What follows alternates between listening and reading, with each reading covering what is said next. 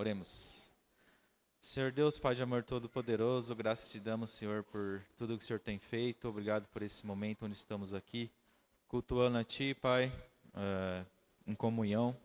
Nesse momento onde vamos ouvir a Tua palavra, que o Senhor abençoe nosso irmão, Pai, que o Teu Espírito preencha ele e que as palavras que saírem da boca dele, Pai, venha de Ti, Senhor. Obrigado por tudo, que essa palavra nos fortaleça, Pai, que possamos estar cada vez mais perto de Ti no nosso dia a dia. E é em nome de Jesus que oramos e agradecemos. Amém.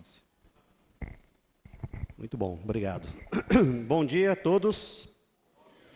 Muito bom estar aqui novamente com vocês para a gente compartilhar sobre o que Jesus nos ensinou, o que está na Bíblia escrita como orientação para que a gente viva de fato como uma família.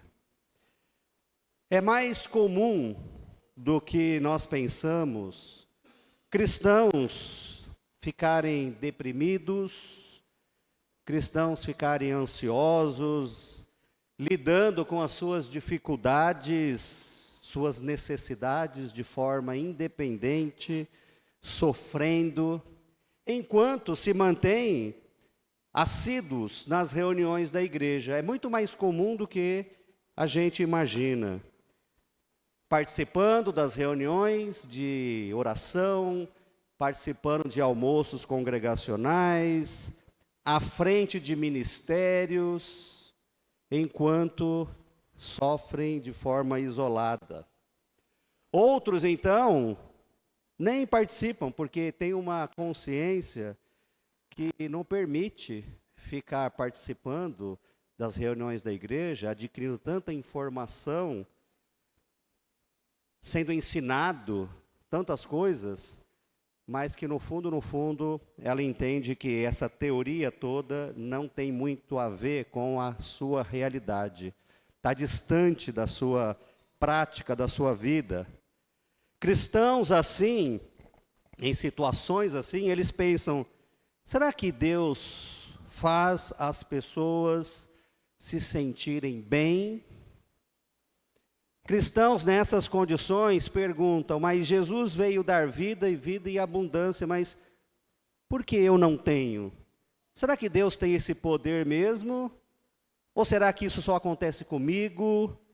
Bom, fato é que quando nós compreendemos o valor que Deus dá para a sua igreja, quando a gente entende qual é o nosso papel, e quando a gente decide mudar o nosso padrão de comportamento, enxergar os irmãos não como alguém que está contra a gente, mas está a favor da gente, então nós conseguimos nos envolver de forma completa, de forma inteira, desenvolvendo relacionamentos íntimos, relacionamentos profundos. E o motivo é que todos nós precisamos uns dos outros. Sem os irmãos é impossível crescer. Anote essa frase: sem os irmãos, sem os relacionamentos íntimos e profundos na sua igreja, é impossível crescer, porque o desenvolvimento espiritual necessita, e ele acontece em meio aos relacionamentos na igreja. E olha, acredite, as pessoas têm o poder de tocar em nossas vidas e transformar. Um senhor de idade, um ancião, ele pode dar vida aos sonhos de um jovem quando ele conversa, quando ele encoraja com a sua experiência de vida e dá uma perspectiva de uma vida melhor. Um pai, uma mãe pode tocar no coração do seu filho atormentado com uma energia tão forte que quebra aquele coração insensível, fechado, para poder aprender o que realmente importa nessa vida. Uma filha pode tocar o coração da sua mãe idosa, renovar aquela esperança, dando mais vontade de viver, saindo da solidão, saindo do tédio de uma vida sozinha, e isolada. Um amigo pode simplesmente abraçar o outro e dar a coragem necessária para ele lidar com as dificuldades na sua vida, tomar decisões difíceis, vencer aquele pecado, ir em frente com mais ousadia na sua vida. Eu devo muito à minha vida espiritual hoje, com quase 40 anos servindo a Cristo, porque nos primeiros anos de vida, numa condição precária em todos os sentidos, emocional, saúde, eu entendi que não fazia muito sentido estar envolvido com a igreja, uma vez que ela não estava mudando a minha vida.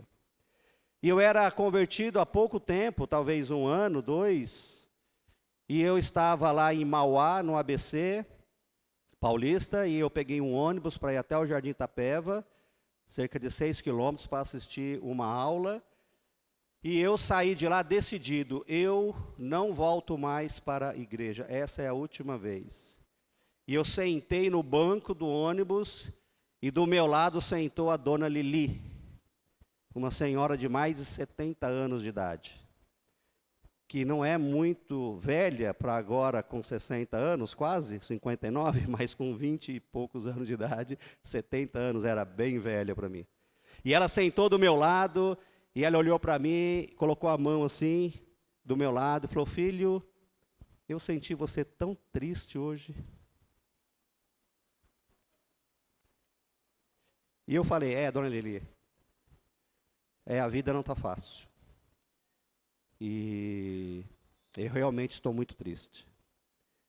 E ela segurou na minha mão e falou: filho, não desista. Ela disse: a vida não é fácil mesmo, mas não desista. No final as coisas vão dar certo. Não é do seu jeito, mas vai dar certo. E eu saí de lá, daquele ônibus, renovado. Eu saí daquele ônibus outra pessoa. E eu saí daquele ônibus decidido que eu não iria desistir. Porque uma senhora tocou no meu coração, na minha alma, de um jeito tão profundo. Porque é isso que o relacionamento, o respeito, o amor entre os irmãos faz. Esse poder está na conexão que faz com que as almas elas se toquem. É um encontro profundo com aquela pessoa verdadeira que está aqui dentro de nós. Sabe? É algo que transmite vida. Assim como Jesus disse que daria vida em abundância. Olha, irmãos, é um mistério. Eu não sei como isso funciona. Eu sei que é mais do que dar conselhos para os irmãos. Eu sei que isso é mais do que dar uma bronca. Eu sei que isso é mais do que persuasão. É um poder de deixar o outro pronto para novas experiências, para ter novas compreensões. Essa conexão é basicamente o que Paulo disse aqui em Efésios capítulo 4, versículo 15 a 17. É algo que Deus faz na sua igreja.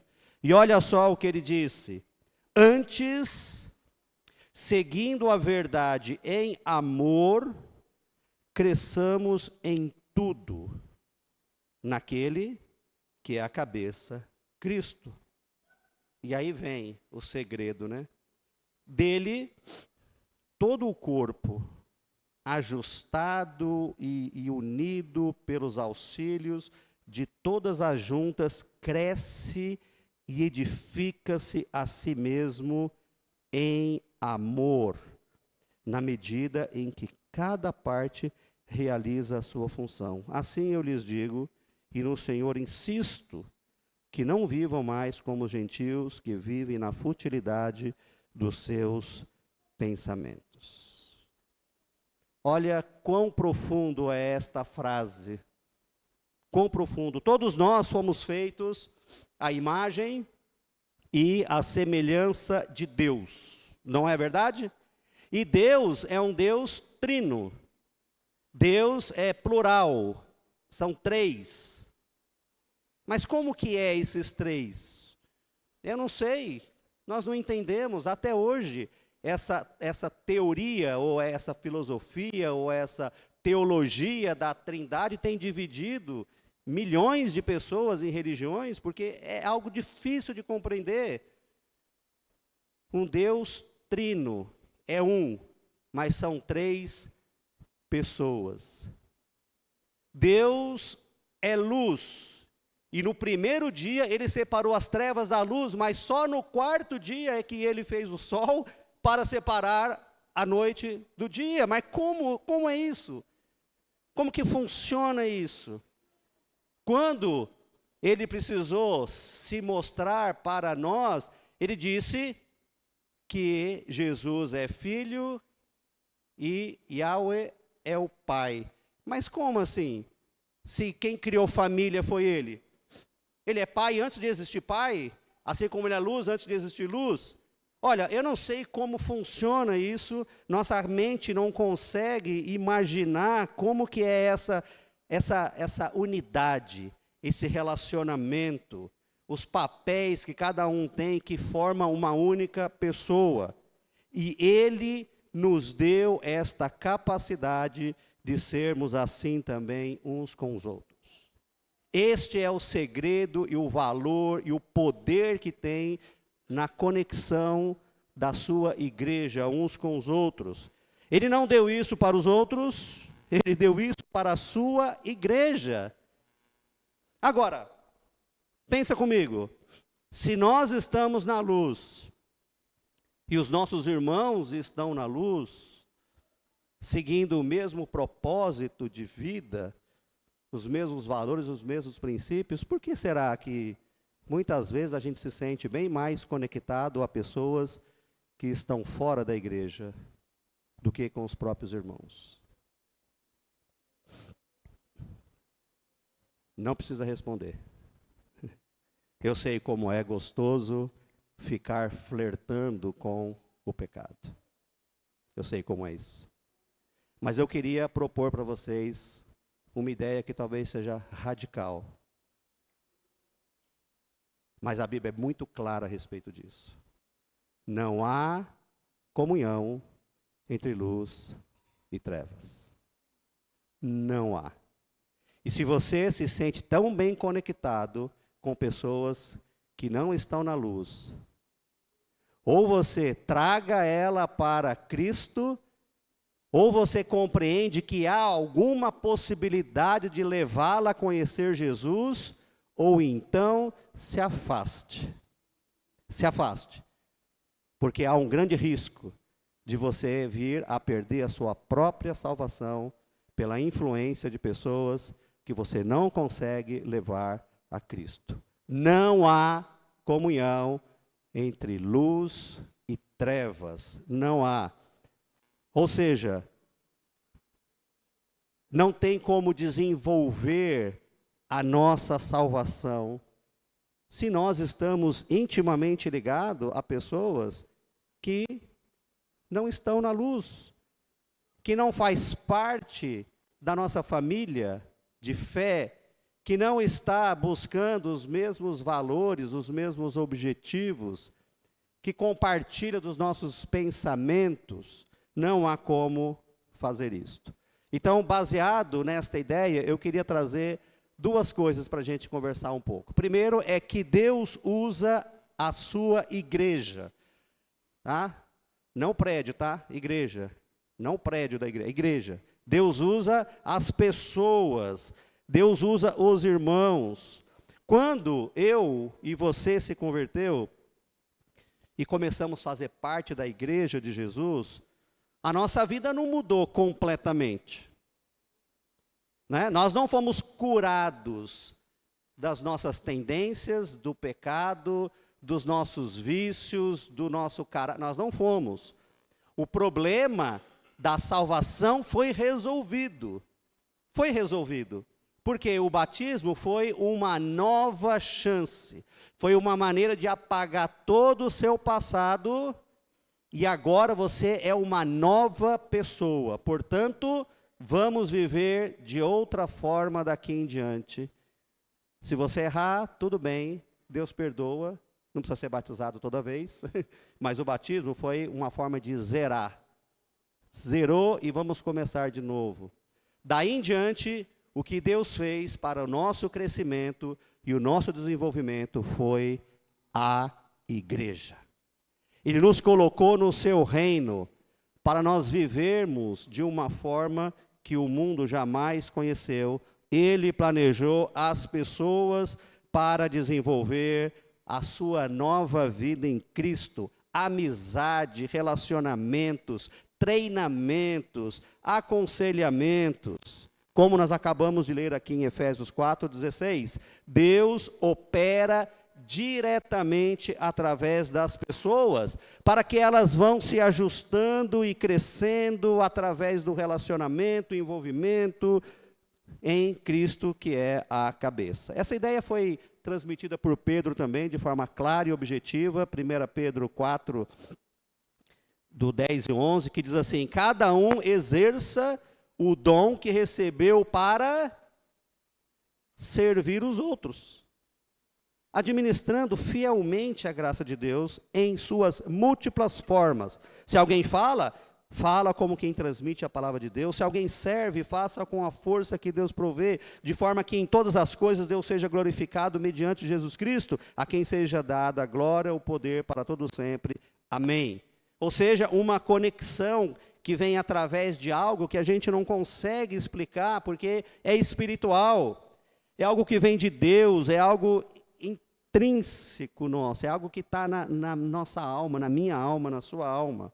Talvez tenha a ver com aquilo que Jesus disse em Mateus 18, 20, né? Pois onde se reunirem 2 ou 3 em meu nome, ali eu estou no meio deles. A promessa da presença de Jesus acontece quando nós estamos juntos, e 2 já é suficiente, porque existe uma conexão que acontece em Cristo Jesus. Assim Ele planejou para você e para mim.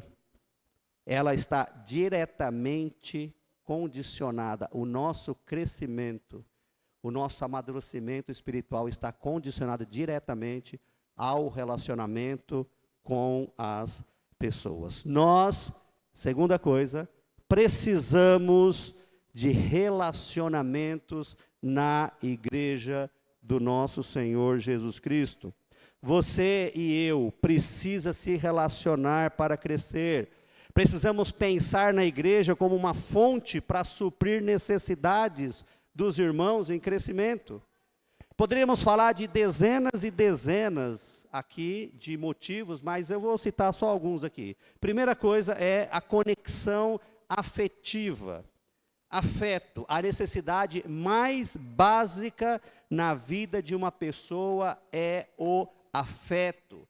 Você não fica num ambiente onde você não se sinta bem, onde não há afeto, porque o afeto é uma das necessidades mais básicas do ser humano. E isso significa se relacionar de forma profunda e saudável. Muitas pessoas se sentem distantes de Deus, sabe por quê? Porque está distante das pessoas. E de fato está distante de Deus, porque nós temos o Espírito em nossas vidas. Não somente fomos feitos à imagem e semelhança de Deus, ou seja, somos pedacinhos de Deus andando por aí, como nós temos o Espírito de Deus aqui vivendo. E se eu não me relaciono com alguém que tem o Espírito de Deus, se eu vivo uma vida isolada, talvez eu me sinta distante de Deus, porque eu estou distante das pessoas, e talvez eu, de fato, esteja mesmo distante de Deus. Não podemos amar a Deus se nós não amamos os irmãos. Não é isso? Não podemos. 1 João, assoprar aqui, 1 João, é exatamente. Né? Mas eu quero falar de um outro texto de João, capítulo 17, lá no versículo 21, a primeira parte do versículo, quando Jesus estava orando por todos os seus discípulos, e ele estendeu também para todos aqueles que viriam, ou seja, para nós. E ele disse, para que todos sejam um.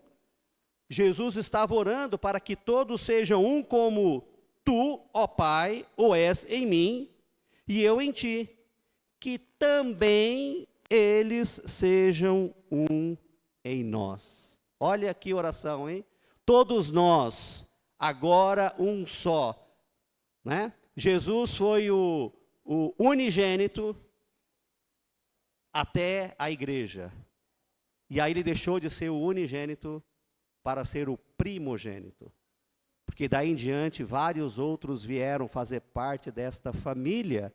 E nós somos parte da família de Deus. Somos irmãos, temos o Espírito.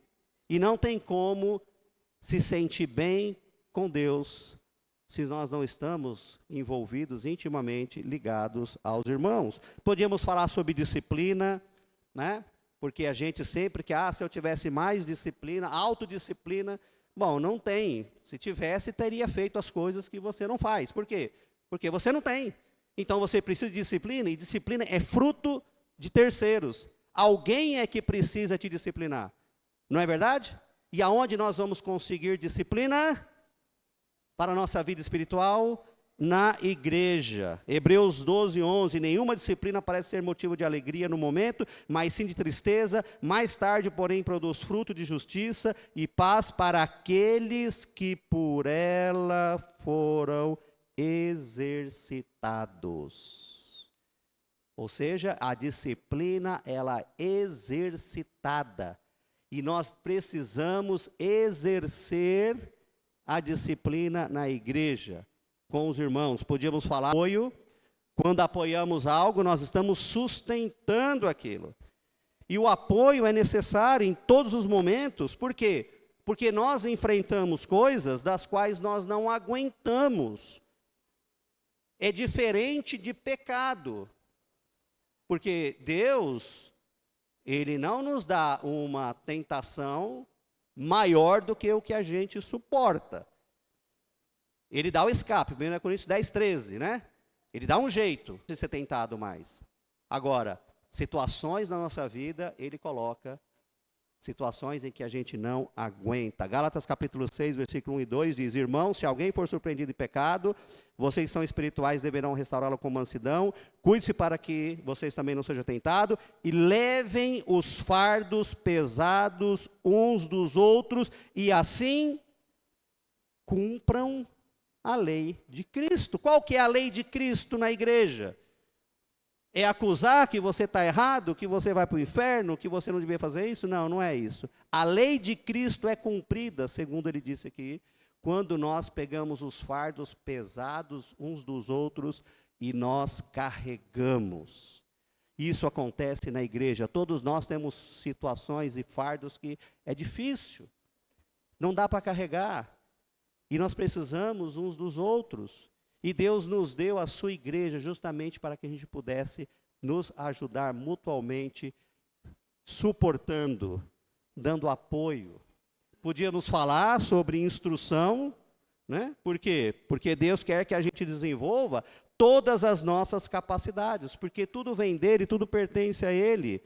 E a maneira como as pessoas lidam com o seu trabalho precisa melhorar, não é? Como as pessoas lidam com a sua família, com a sua carreira, como educam seus filhos, questões de caráter, perseverança, honestidade, responsabilidade, enfrentando o fracasso, correndo o risco, tudo isso deve ser incluído num processo de instrução, de discipulado, de treinamento, de crescimento. Pensa bem, quem é que te instrui aqui nesta igreja? Podíamos falar sobre o pesar, né? Que é um dos processos mais importantes na vida de uma pessoa. E isso não se faz sozinho. Todos nós sofremos perdas. E todos nós precisamos lidar com essas perdas. E isso só acontece num processo, né? Num contexto de relacionamentos. Podia falar de mais outras coisas, podíamos falar sobre aceitação, Porque a aceitação diminui a distância entre ser conhecido e ser amado. Diminui a distância enorme. Se você me conhecesse profundamente, talvez você não me amasse. Mas, se você me aceita, então essa distância diminuiu, sabe por quê? Porque não depende mais de mim, depende de você. Porque você aceitou. E essa aceitação, todos nós precisamos para ficarmos abertos e livres para se relacionar, falar dos nossos pecados, orar uns com os outros. Talvez nós não façamos isso com alguém, porque a gente não se sente tão aceito do jeito que nós somos. Jesus nos amou do jeito que nós éramos e morreu pendurado naquela cruz com a expectativa que um dia nós o aceitássemos. Amém? Isso foi amor. E esse amor, essa aceitação, nós necessitamos. Tiago 5,16 disse: ore uns pelos outros, para que sejam curados e confessem os seus pecados. Isso só acontece num ambiente de aceitação.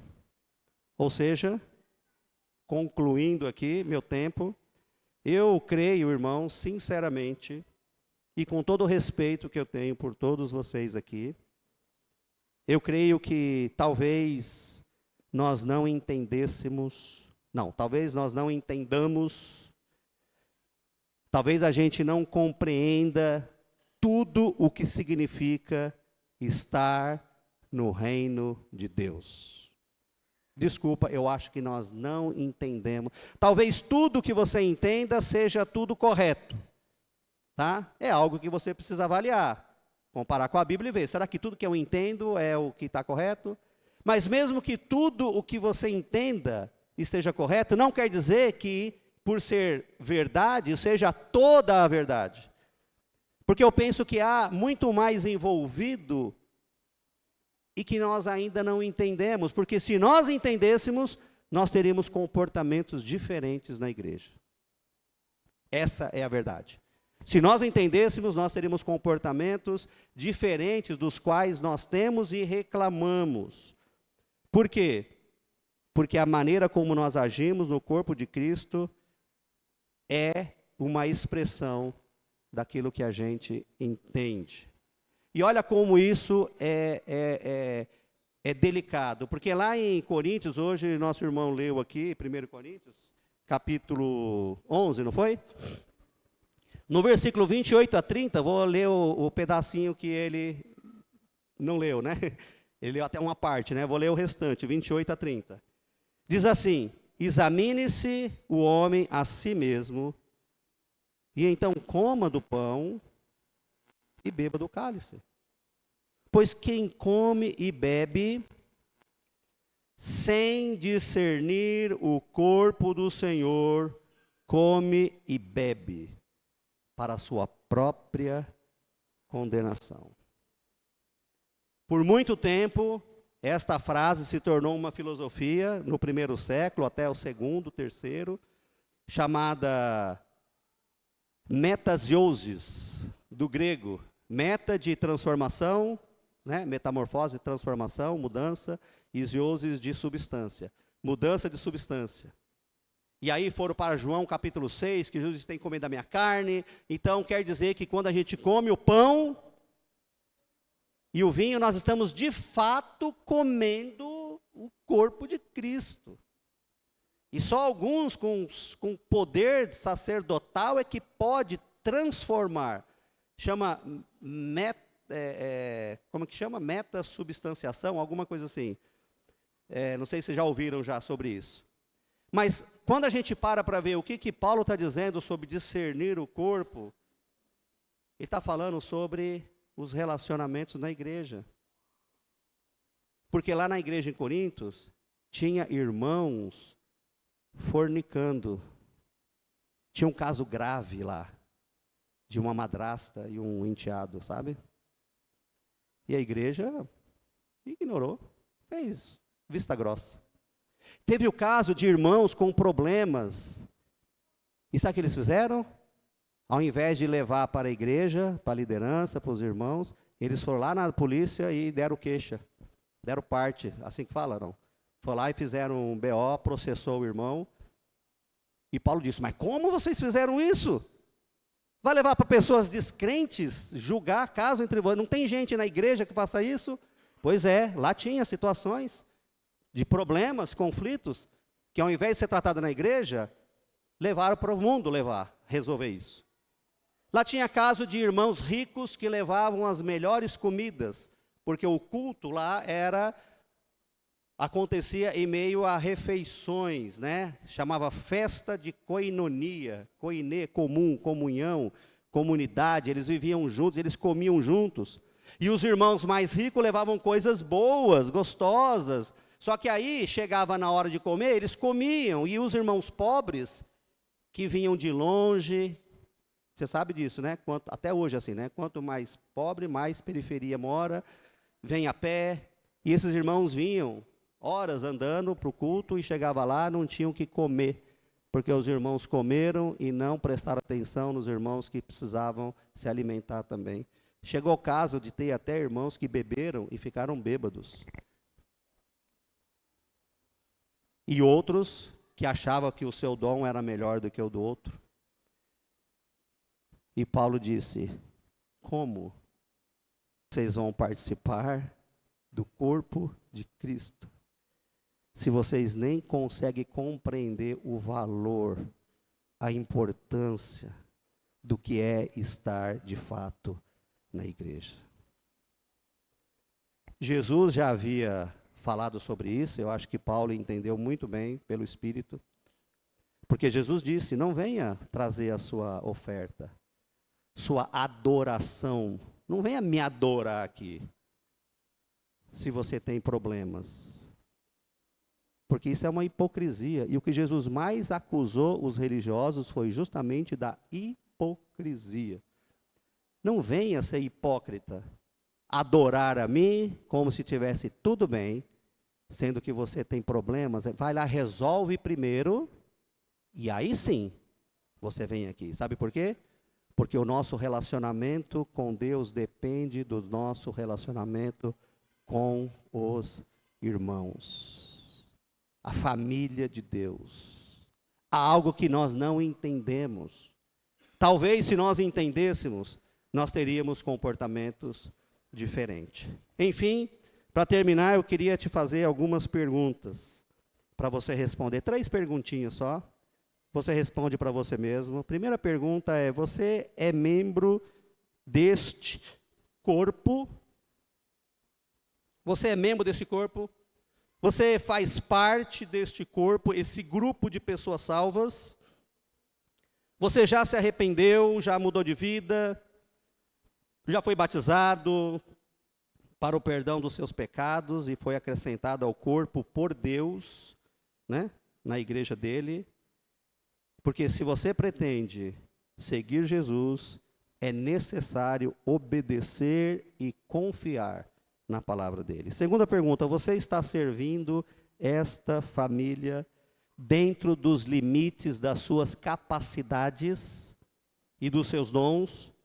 Porque Deus capacitou dentro do corpo com dons, todos nós. Você está atuando aqui com os seus dons ou você só está sentado assistindo na plateia? Lembre-se do que Jesus falou em Mateus 25:16. Vai chegar um dia que ele vai dizer para alguns, servo mau e negligente, porque não usou os seus dons em prol da comunidade. Terceira pergunta, será que você está mesmo contribuindo para a perfeita unidade do corpo aqui no Guanabara, compreendendo a importância do corpo de Cristo, da igreja na sua vida? Ou seja, será que eu estou fazendo o máximo para promover a paz e a unidade, ou eu estou em busca da minha egoísta satisfação? Será que eu estou desprezando os irmãos, dando prioridade para outras coisas na minha vida, fazendo o mínimo possível para me manter aqui? Pense nisso. Se a sua resposta for sim para essas perguntas, ou seja, se você já é membro do corpo, da família de Deus, se você está servindo dentro das suas capacidades e dos dons, se você está contribuindo para a unidade, compreendendo o valor dos relacionamentos, então, amém. Amém? Amém. Mas se você não está, se a sua resposta for não, então, se envolva. Se envolva. Amém? Que Deus seja louvado e que essa igreja possa ser conhecida por Campinas, pelo amor que nós temos uns pelos outros. Foi isso que Jesus disse em João capítulo 13 até o capítulo 15. Não é uma placa, não é uma carteirinha, não é a nossa vestimenta, mas sejamos conhecidos como discípulos, pelo amor que nós temos uns pelos outros. Que Ele nos abençoe.